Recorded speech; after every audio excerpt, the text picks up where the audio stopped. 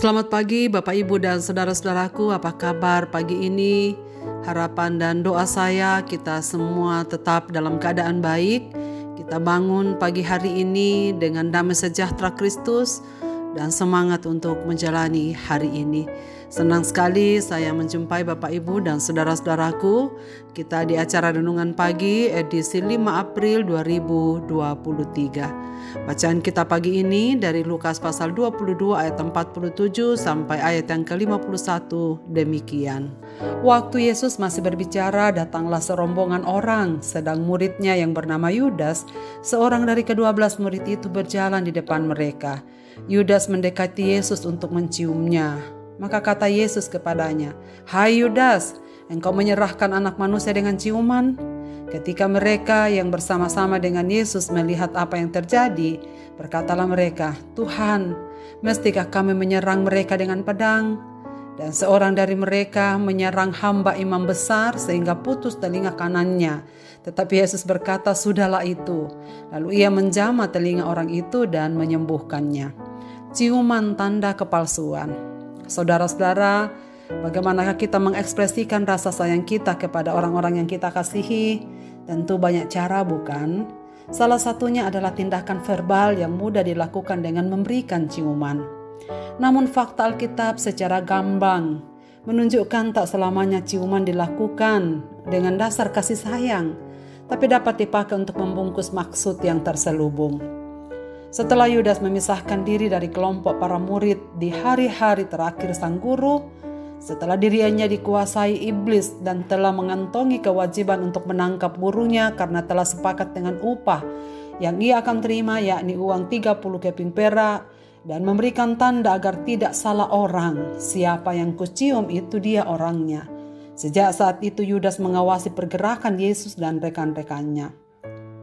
Waktu yang tepat setelah Yesus selesai berdoa di Taman Getsemani, Yudas yang diikuti pasukan pengawal Bait Allah di bawah pimpinan imam-imam kepala dan satu pasukan bantuan tentara Romawi yang biasanya terdiri dari 1.000 orang tentara, dipimpin panglimanya sendiri, tak ubahnya dengan pasukan yang akan berangkat ke medan perang. Semua dipersiapkan sebagai antisipasi orang-orang Galilea, pengikut Yesus dan murid-muridnya melakukan perlawanan.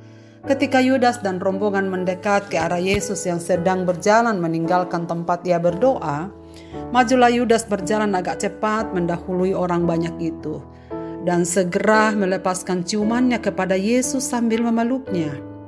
Injil Matius menyebutkan sambil berkata, "Salam Rabi," seolah-olah Yudas sedang dalam kejaran dan mengisyaratkan bahwa ia dalam bahaya. Dan tindakannya seolah-olah ia sangat sayang pada gurunya. Namun Tuhan Yesus tahu segala maksudnya. Uniknya, perkataan ini menunjukkan Yesus tidak marah. Ia hanya bertanya, "Hai Yudas, engkau menyerahkan anak manusia dengan ciuman?" Menyaksikan drama itu, salah seorang murid, Petrus, maju membela gurunya. Ia menyerang hamba imam besar yang bernama Malkus dengan sekali tebasan, putuslah telinga kanannya. Yesus lagi-lagi menunjukkan kekuasaannya. Ia meraba dan memungut telinga putus itu dan menyambungkannya kembali hingga sembuh dan normal. Hal ini menunjukkan Tuhan mau mengajari pengikutnya hadapi kejahatan bukan dengan kekuatan fisik, hadapi dengan cinta kasih yang tulus. Tuhan Yesus dengan rela ditangkap dan melarang murid-muridnya melakukan perlawanan. Mengapa ia melakukan semuanya? Karena ia tahu apa yang Bapa kehendaki. Ia harus menerima cawan itu karena dosa dunia. Saudara-saudaraku, Yudas mencium Yesus seolah-olah sedang menyampaikan rasa sayangnya. Sejatinya ciuman adalah tanda kasih sayang. Namun seringkali tanda kasih sayang dipakai untuk menyamarkan maksud-maksud yang terselubung. Ciuman seperti Yudas menjadi pengingat dan awasan bagi kita. Kita kerap membalut kemunafikan dengan topeng kasih dan kalimat manis, "Aku mengasihi Yesus ya Tuhan." Ataukah kita mengatakan kepada sesama, "Saya mengasihi engkau."